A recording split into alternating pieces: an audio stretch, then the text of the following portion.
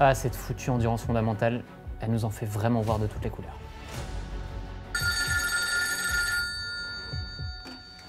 J'écoute. Tristan, on a encore un problème avec l'endurance fondamentale.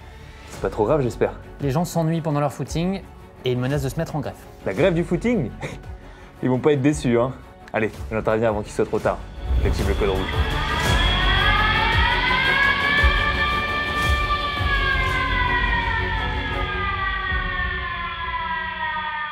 L'endurance fondamentale est l'un des piliers de l'entraînement en endurance. C'est un entraînement à faible vitesse et il va représenter la grande majorité de vos entraînements à l'intérieur de votre plan. C'est contre-intuitif de penser qu'en courant doucement, on va un jour courir vite.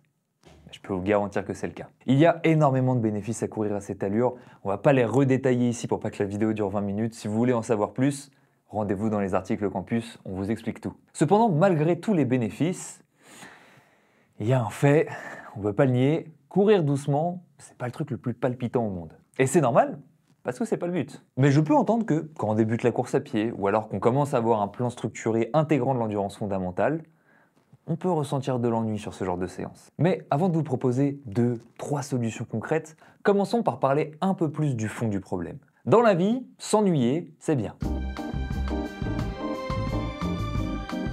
Certains d'entre nous sont sursollicités toute la journée. On idéalise la surproductivité et on ne prend plus assez le temps. Dans ce contexte, avoir quelques moments tranquilles dans sa semaine, sans écran, sans intensité, oui je sais, ça va sûrement être un contraste saisissant avec le reste, mais c'est peut-être exactement ce dont vous avez besoin. La première solution, donc, que je pourrais vous proposer, si vous faites partie de ces personnes, ça serait peut-être justement de réapprendre à s'ennuyer grâce à ces footings. Ensuite, il y a une autre catégorie de personnes, c'est ceux qui ont l'habitude de s'entraîner toujours à fond. Pour ces personnes-là, s'entraîner doucement, oui, ça va sûrement faire très bizarre au début, mais d'un autre côté, je suis quasiment prêt à mettre ma main à couper que leur parcours sportif, jusqu'à aujourd'hui, est un enchaînement quasiment systématique de blessures. Parce que oui, si vous êtes allé voir dans l'article campus, vous avez vu que l'une des raisons principales de pourquoi la basse intensité, c'est le risque de blessure. Il faut donc imaginer dans ce cas de figure qu'on vous propose d'échanger votre intensité et vos blessures contre un peu d'ennui et de progression sur le long terme. Après, à vous de voir si vous êtes prêt à cet échange. Personnellement, et je m'excuse pour tout ça dans cette catégorie, mais si je dois être honnête avec vous, vous êtes sûrement la catégorie que je comprends le moins. Quand j'ai découvert l'endurance fondamentale, c'était peut-être la première fois de ma vie qu'on me disait « Attends, tu peux faire moins, tu peux faire moins vite, tu peux te faire moins mal et tu peux obtenir plus de bénéfices sur le long terme. » Je vous rappelle notre devise, travailler moins pour gagner plus. Qui refuse ce genre de contrat? Bref, passons à la dernière catégorie. Passons à la catégorie des gens qui pratiquent la course à pied par défi personnel et non pas par plaisir intrinsèque de courir. Bah là, j'ai qu'une chose à vous dire, vous ennuyer sur l'endurance fondamentale, c'est un peu le prix à payer. Au-delà de votre future médaille finisher qui va prendre la poussière sur une étagère comme toutes mes médailles juste derrière, vous avez de toute façon conscience que vous astreindre régulièrement à une activité qui ne vous passionne pas est une excellente leçon de vie. La preuve, vous courez alors que vous n'aimez pas ça. C'est d'ailleurs très sûrement pour ça que vous le faites. Et autant je ne comprenais pas le groupe précédent, autant vous je vous comprends. Parce que j'ai fait partie de ce groupe. Quand je regarde mes débuts en course à pied, c'est exactement pour cette raison que je le faisais. La vie, c'est faire des efforts pour réussir. Faire de la course à pied est un bon moyen de s'y entraîner. Donc, si vous trouvez que l'endurance fondamentale vous ennuie, dites-vous juste que c'est peut-être qu'un effort de plus. Bon, si vous vous ennuyez en endurance fondamentale, peut-être que ces catégories vous auront permis de relativiser un petit peu votre pratique. Mais maintenant, on va quand même terminer avec quelques conseils un peu plus concrets pour moins s'ennuyer en endurance fondamentale. Mon premier conseil, c'est celui que je mets le plus à contribution. C'est de profiter de ce moment qui nous est réservé. C'est notre petit moment à nous, sans intensité, voilà, tranquille, pour écouter un podcast, écouter un livre audio.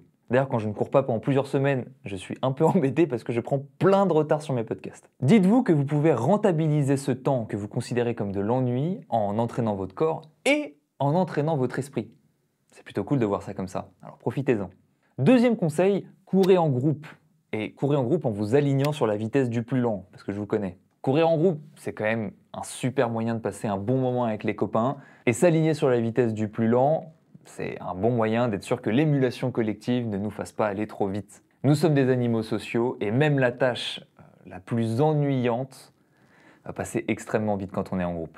Troisième conseil, focalisez votre attention sur des points précis.